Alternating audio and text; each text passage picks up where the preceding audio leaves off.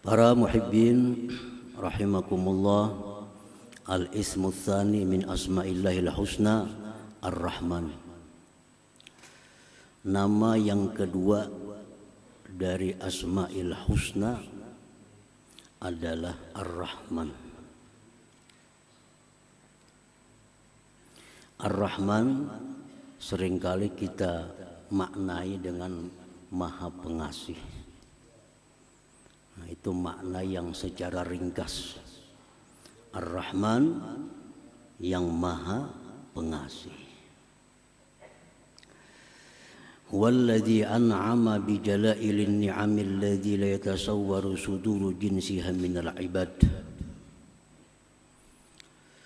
Ar-Rahman itu adalah yang mengasihkan nikmat-nikmat yang besar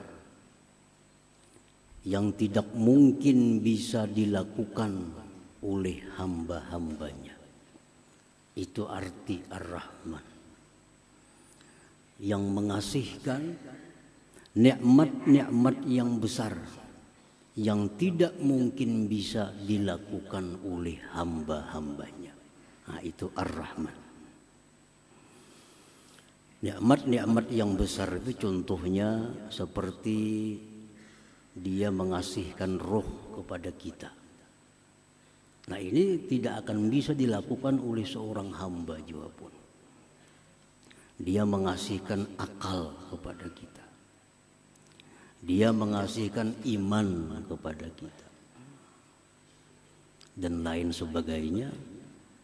Segala macam nikmat yang dikasihkan kepada kita yang mana tidak bisa dilakukan oleh hamba-hambanya. Itulah Ar-Rahman. Oleh karena itu tidak dibolehkan seorang makhluk jiwa pun diberi nama dengan Ar-Rahman ini. Tidak dibolehkan. Itu mutlak hanya nama Tuhan, nama Allah Subhanahu wa ta'ala. Nah, para muhibbin rahimakumullah, Ar-Rahman itu adalah yang meliputi kebaikannya untuk orang beriman, untuk orang-orang kafir, untuk makhluk seluruhnya. Orang kafir itu bisa hidup, bisa senang karena Allah punya nama Ar-Rahman. Karena Ar-Rahman tadi adalah yang meliputi kebaikannya, baik terhadap orang yang beriman, orang-orang kafir, maupun makhluk yang lain. Oleh karena itu biasa di dalam doa disebut Ya Rahmanad Dunya wal Akhirah. Wahai Rahman yang pengasih baik di dunia maupun akhirat. Rahmanad dunya wal akhirah.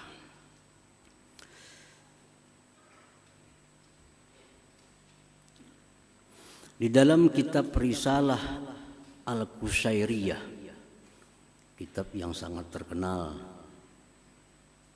disebutkan wakila inna majusiyan istadhafa Ibrahim al-Khalil alaihi salam فقال له إن أسلمت أضفتك فقال المجوسي إذا أسلمت فأي منة تكون لك علي فمر المجوسي فأوحى الله إلى إبراهيم يا إبراهيم لم تطعمه إلا بتغييره دينه نحن منذ 70 سنة نطعمه على كفره فلو أضفته ليلة ماذا عليك فمر إبراهيم عليه السلام خلف المجوسي وأضافه فقال له المجوسي أي شيء كان السبب الذي بدا لك فذكر له ذلك فقال المجوسي أهكذا يعاملني ثم قال أعرض علي الإسلام فأسلم. Ada seorang majusi sudah tua berumur 70 tahun. datang kepada Nabi Ibrahim alaihissalam minta makan. Mungkin kelaparan si Majusi ini. Penyembah api. Datang kepada Nabi Ibrahim minta makan. Ujar Nabi Ibrahim, wahai Majusi, in aslam ta'adaftuk, jika engkau masuk Islam, aku beri makan. Jika engkau masuk Islam, aku beri makan. Ujar Majusi, aku tidak akan merubah agamaku karena hanya makan. Aku tidak merubah agama kalau hanya urusan makan. Ujar si penyembah api tadi. Maka dia pun meninggalkan Nabi Ibrahim alaihissalam dalam keadaan lapar. Allah berwahyu kepada Nabi Ibrahim alaihissalam, hai Ibrahim, apakah engkau tidak beri makan dia kecuali dengan berislam? Kenapa kamu kadang beri makan inya? Disuruh masuk Islam dulu. Aku, ujar Tuhan, lebih dari 70 tahun berbuat baik kepadanya dalam kekafirannya itu.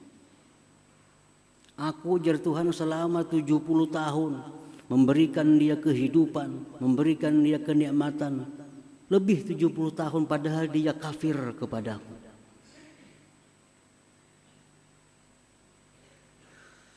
Andai kata engkau beri makan dia, tidak jadi persoalan bagi engkau, wahai Ibrahim. Nah, Ibrahim pun berlari mencari si Majusi tadi. Cari-cari Majusi tadi, bertamu lawan Majusi tadi. Wahai Majusi, kemari. Sekarang aku beri makan. Makan Majusi. Ujar Majusi, hai Ibrahim, kenapa ada perubahan seperti ini? Begitu cepat ada perubahan. Tadinya engkau tidak memberi makan kepadaku kalau belum Islam, sekarang langsung diberi makan. Ujar Nabi Ibrahim, Allah berwahyu kepadaku bahwa engkau ini sudah lebih 70 tahun kafir, tetap Allah berbuat baik kepada engkau. Sekarang aku disuruh untuk memberi makan kepada engkau ini. Ujar si Majusi, apakah demikian Allah itu kepadaku? Maka ajarkan kepadaku Islam dan aku masuk Islam. Nah, ini adalah Ar-Rahman. Ar-Rahman. Ar-Rahman tidak peduli orang kafir, tidak peduli orang zalim, tidak peduli orang yang menentang Allah, semua diberikan kebaikan oleh Allah. Nah, ini namanya Ar-Rahman. Jadi orang kesusahan, orang kesengsaraan, kada perlu menunggu macam agama apa, kada perlu. Yang penting beri makan. Nah, itu Ar-Rahman.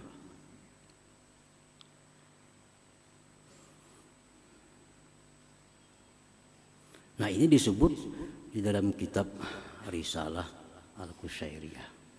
Bagaimana Ar-Rahman itu. Jadi orang yang Tuhan yang bernama Ar-Rahman itu demikianlah kebaikannya. Artinya pengasih, tidak pilih kasih. Tidak pilih kasih. Para muhibbin rahimakumullah. Ar-Rahman, Allah yang bernama Ar-Rahman mengasihkan nikmat-nikmat yang besar yang mana tidak bisa dilakukan oleh seorang hamba juga pun. Disebutkan dalam kitab Mafatihul Ghaib yang dikarang oleh Al-Imam Al-Fakhrur Razi. Hukiya an Ibrahim bin Adham annahu qala kuntu dhaifan li ba'dil qaum faqaddama al-ma'idah fanazala ghurabun wa salaba raghifa fattaba'tuhu ta'ajjuba fanazala fi ba'di talal wa idza huwa birajulin muqayyad masdudil yadain fa'alqal ghurab dzalikar ragib ala wajhi. Ibrahim bin Adham, salah seorang yang dikenal waliullah dari Persia yang wafat tahun 162 Hijriah. Beliau berkisah, aku bertamu ke suatu kampung. Dihidangkan kepadaku beberapa potong roti. Tiba-tiba datang burung gagak menyambar roti, satu potong dari roti itu. Habis sambarnya terbang lagi burung gagak. Ujar Ibrahim bin Adham, aku merasa takjub. Ada apa burung gagak? Aku ikuti burung gagak itu. Sekalinya burung gagak itu turun di suatu semak-semak, turun di sana. Aku datangi ke sana. Sekalinya di sana ada manusia yang terpasung, yang terikat kedua tangannya. Burung gagak itu yang memberi makan kepada manusia itu. Nah, yang demikian ini adalah diatur, dirancang oleh Tuhan yang namanya Ar-Rahman. Siapa yang bisa menyelamatkan manusia di tengah hutan? Seorang pun tidak ada yang tahu. Tapi Allah memberikan ilham kepada burung gagak, ambil itu roti, antar ke laki-laki yang dipasung itu, beri makan dia. Nah, ini Ar-Rahman, kasihnya Allah kepada manusia itu dengan cara yang demikian, yang tidak akan bisa dilakukan oleh manusia seperti yang demikian itu. Misalnya kita nyuruh burung ambil itu, kita beri makannya ke sana, ada yang bisa, kada bisa. Itu hanya Ar-Rahman. Nah, kemudian disambung oleh Imam Fakhrul Razi dalam bab Ar-Rahman itu apa yang dikisahkan oleh Zunnun al-Misri, salah seorang yang dikenal waliullah di Mesir, yang wafat pada tahun 179 Hijriah. Ujar Zunnun al-Misri, aku berjalan ke sungai Nil. Begitu aku sampai di sungai Nil, ada kala yang besar berjalan cepat. Kala, aku iringi, kemana kala itu berjalan cepat. Sekalinya si kala ini berjalan cepat menuju bibir sungai Nil. Di sana ada seekor kuduk. Lalu si kala itu naik ke belakang kuduk. Kuduk berjalan di sungai. Aku ambil jukung kapal kecil. Aku iringi kemana kuduk tadi membawa kala. Terus diiringi sampai ke seberang. Si kala tadi turun dari belakang kuduk, berjalan cepat. Aku iringi kemana kala itu berjalannya. Ternyata sampai ke sebuah pohon besar. Di sana ada manusia, seorang laki-laki yang sedang tidur. Dan di dekat laki-laki itu ada ular yang mau menerkam, menggigit si laki-laki itu. Ternyata ada ular. Nah, si kala ini datang ke situ berkelahi dengan ular. Kala menggigit ular, ular menggigit kala, mati keduanya. Fasalimar rajulun naim, laki-laki yang tidur tadi selamat. Nah, selamat dari gigitan ular itu. Nah, rancangan seperti ini adalah Ar-Rahman. Siapa yang bisa melakukan seperti itu? Ar-Rahman, luar biasa.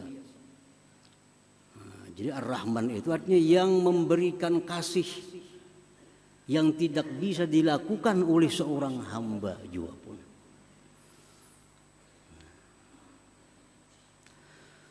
Para muhibbin rahimakumullah. Ar-Rahman huwa alladhi awsala khairatil hayy ilal mayyit. Ar-Rahman itu yang menyampaikan kebaikan-kebaikan yang hidup kepada yang mati. Orang yang sudah mati masuk kubur, disiksa dalam kubur, oleh karena doa atau harapan yang hidup dalam kubur itu diringankan azabnya atau diangkat azabnya. Nah, ini adalah Ar-Rahman. Ar-Rahman. Siapa manusia bisa? Orang di dalam kubur disiksa, siapa yang kau menyelamatkan? Kada kawa. Tapi orang yang dalam kubur itu disiksa, akhirnya diringankan siksanya, bahkan bisa diangkat. Itu adalah pekerjaannya Ar-Rahman ini. Dalam sebuah hadis disebutkan, marra Rasulullah sallallahu alaihi wasallam ala qabrain faqal innahuma la yu'azzaban wa ma yu'azzabani fi kabir amma hadza fakana la yastatiru min bawlih wa amma hadza fakana yamshi bin namimah thumma da'a bi asibin ratbin fashaqqahu bithnain fawarasa ala hadza wahida wa ala hadza wahida thumma qala la'allahu yukhaffafu anhuma ma lam yaybasa. Rasulullah SAW lewat di kota Madinah, ada dua kubur. Ujar Nabi lawan sahabat, ini orang yang dalam kubur ini kedua-duanya sedang disiksa. Nabi tahu hal-hal yang alam malakut. Ini disiksa. Padahal ujar Nabi, ini orang disiksa bukan karena perkara yang besar.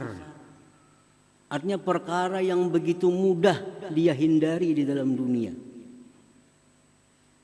Satu ini ujar Nabi disiksa di kubur karena kada hati-hati kencing. Bakamih kada hati-hati. Akhirnya najis dibawa sembahyang yang jadi kada sah. Nah, bakamih kada hati-hati. Nah, akibatnya dikubur, disiksa. Hal kecil. Ada yang satu ini ujar Nabi disiksa di kubur karena dia suka anjur atar. Kabar sini bawa ke sana, panas orang sana mendengar. Bawa lagi ke sini, panas pulang orang sini mendengar. Jadi orang kada bertaguran, jadi bahwa gara-gara ini. Nah, ini orang dalam dunia hidupnya itu dikubur, disiksa aja, disiksa. Lalu Rasulullah SAW mengambil pelapah kurma yang masih basah. Sidin belah dua pelapah kurma itu, sidin tanam satu kubur di sini, sebelahnya di sini. Ujar Nabi, selama ini pelapah kurma ini masih basah, yang dalam kubur diringankan azabnya. Diringankan azabnya. Nah, selama pelapah kurma ini masih basah, yang di dalam kubur diringankan azabnya. Nah, ini Ar-Rahman. Ar-Rahman. Ar-Rahman adalah Tuhan yang meringankan azab orang yang dalam kubur karena kebaikan-kebaikan orang yang hidup di alam dunia ini. Nah, manusia kada bisa, kada kawa. Orang disiksa di kubur, kawala kita membantu, kada kawa, kada bisa. Tapi Ar-Rahman bisa. Orang yang sedang diazab di dalam kubur, anaknya berdoa, Allahumma ghfirli wali walidayya, ya Allah ampuni dosaku, dosa orang tuaku. Ya Allah bangkitkan dia, azab, hilangkan azabnya dalam kubur. ini anak yang saleh berdoa kepada Allah, Allah kabulkan doanya. Akhirnya ibu bapaknya dalam kubur yang disiksa jadi diringankan siksanya atau diangkat siksanya. Inilah Ar-Rahman itu. Nah, para muhibbin rahimakumullah.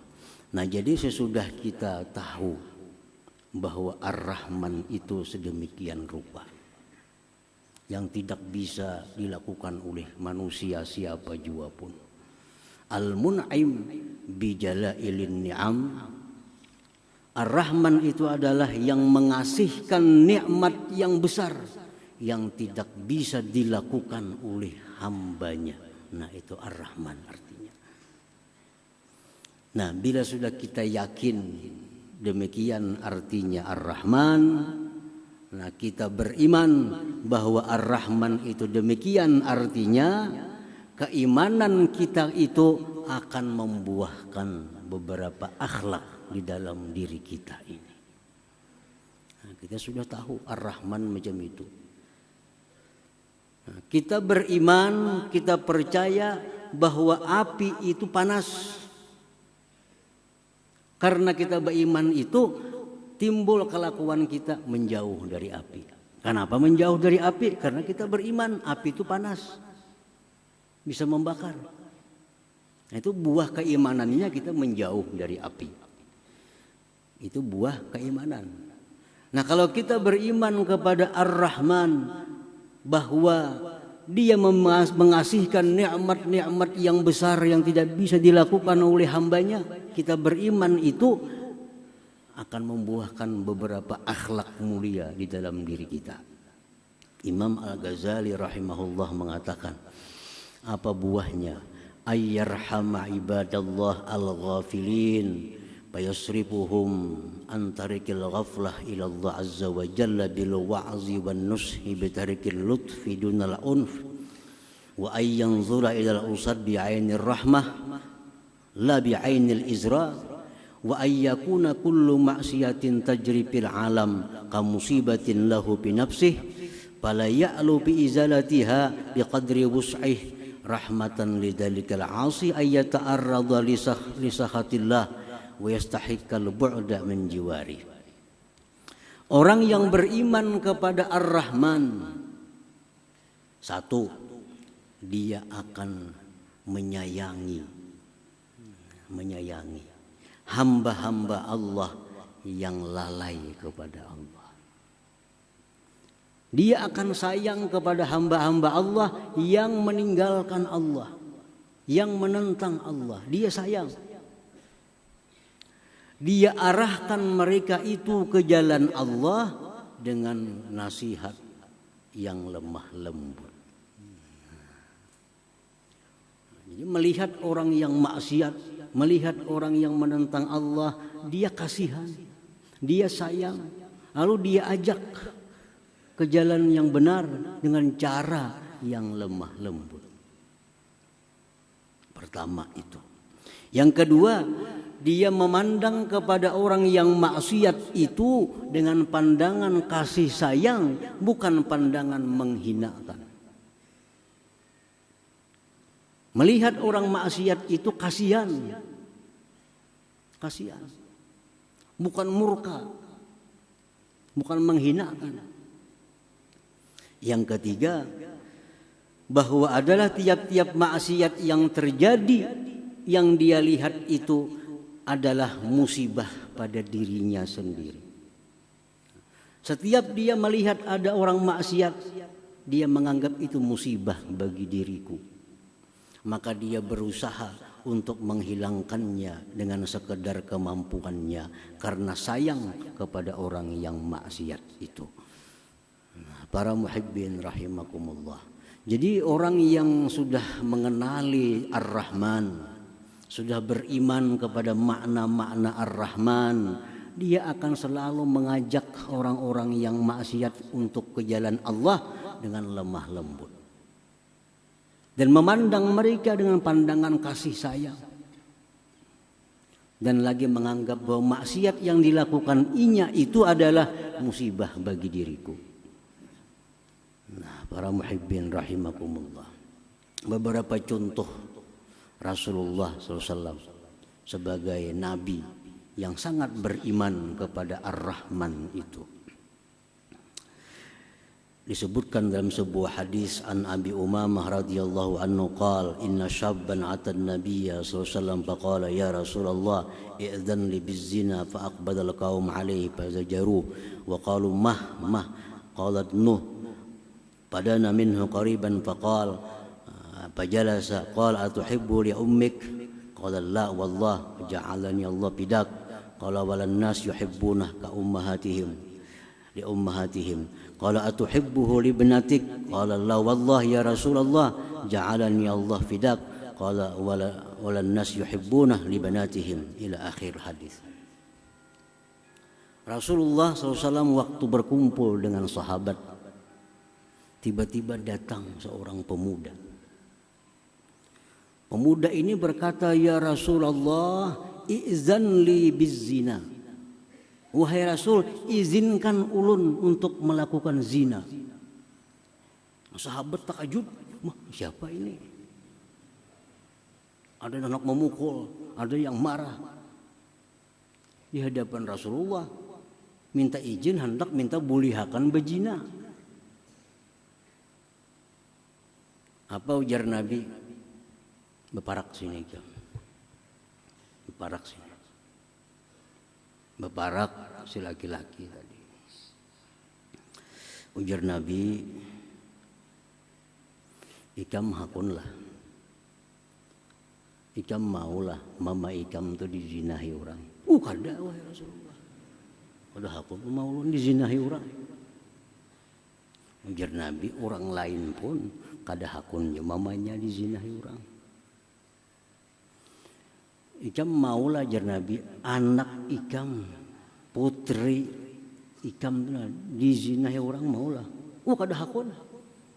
Maginnya anak dizinahi orang. Ujar Nabi, orang-orang pun kada hakun anaknya itu dizinahi orang.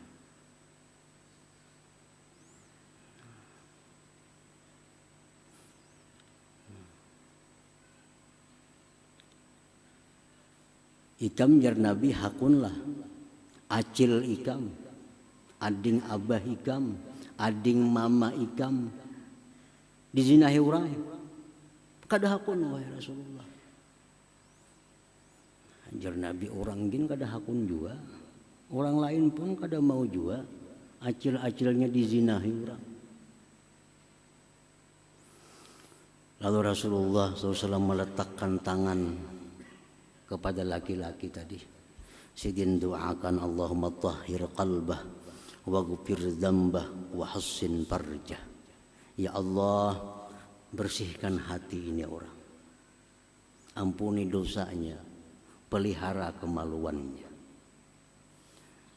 Laki-laki itu berkata, setelah aku keluar dari tempat itu, tidak ada sesuatu yang aku benci selain daripada zina itu.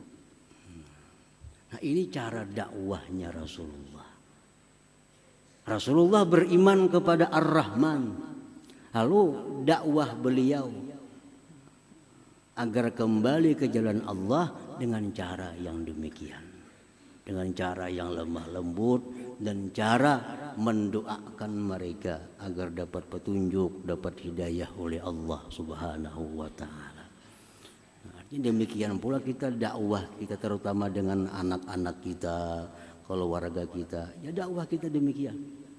Kita ajak mereka dengan jalan yang lemah lembut agar mereka lurus. Jangan lupa mendoakan mereka. Doakan mereka agar selalu di jalan yang lurus. Para muhibbin rahimakumullah. Dikisahkan tentang seorang waliullah yang bernama Ma'ruf Al-Karhi yang wafat di abad 200 di kota Baghdad.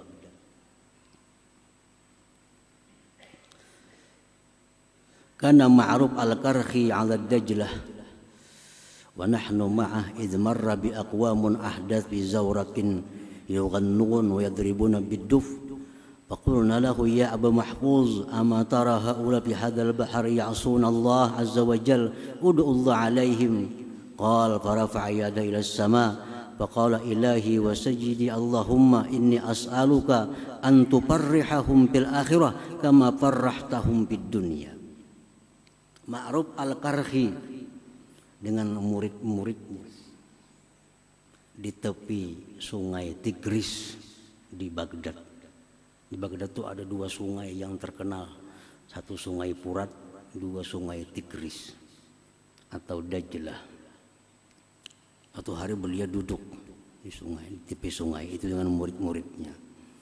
Tiba-tiba ada kapal lewat, isinya pemuda-pemuda main musik. Main musik di kapal, pemuda-pemudi. Ujar murid-muridnya, wahai Syekh, doakan dan tenggelam kapal itu. Ini maksiat di tengah sungai nangka ini.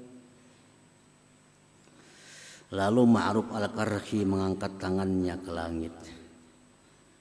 Beliau berdoa, ya Allah, wahai Tuhanku, aku minta kepada Engkau bahwa Engkau gembirakan mereka itu nanti di akhirat, sebagaimana Engkau gembirakan mereka itu di dunia. Ya Allah, gembirakan mereka itu di akhirat, sebagaimana Kau gembirakan mereka di alam dunia ini. Bawa jenah murid, kenapa doa kah itu pian? Ini muridnya hendak supaya tinggalam kapal itu terbakar ke apa kata. Kalinya doa sidin kayak itu. Ya Allah, hamba minta kepada Engkau itu orang-orang yang rami memusik, begambus, begitu macam-macam, gembirakan mereka di akhirat nanti sebagaimana Kau gembirakan mereka di dalam dunia. Nah, ujar Syekh Ma'ruf al-Karhi, kalau mereka itu digembirakan Allah di akhirat, surga artinya, berarti diberi Allah tobat dalam dunia ini. Kada main musik lagi kina inya. Nah, ini Ma'ruf al-Karhi mencontoh Ar-Rahman.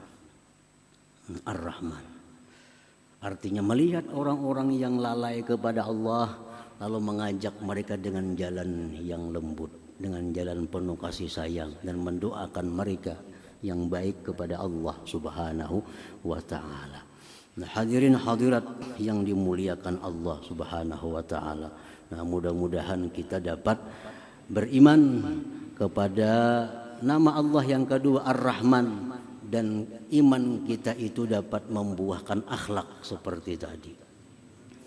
Nah, para ulama ahli hikmah mengatakan untuk mempermudah, mempercepat bagaimana keimanan kita itu kepada Ar-Rahman cepat berbuah seperti tadi. Alangkah baiknya setiap habis sembahyang 5 waktu membaca Ya Rahman 100 kali. Ya Rahman, Ya Rahman, Ya Rahman, Ya Rahman, Ya Rahman, Ya Rahman, Ya Rahman, Ya Rahman. Nah, maka dengan berkah bacaan itu setiap sembahyang 5 waktu habis sembahyang baca 100, maka kita akan diberi Allah akhlak di mana kita bisa melihat orang yang maksiat itu dengan pandangan kasih sayang, dan kita bisa mengajak mereka ke jalan Allah dengan jalan yang lemah lembut, dan kita akan diberi Allah kedudukan yang mulia di sisi Allah Subhanahu wa ta'ala. Ya Rahman 100 kali sesudah sembahyang 5 waktu. Itu yang dikatakan oleh sebagian ulama ahli hikmah.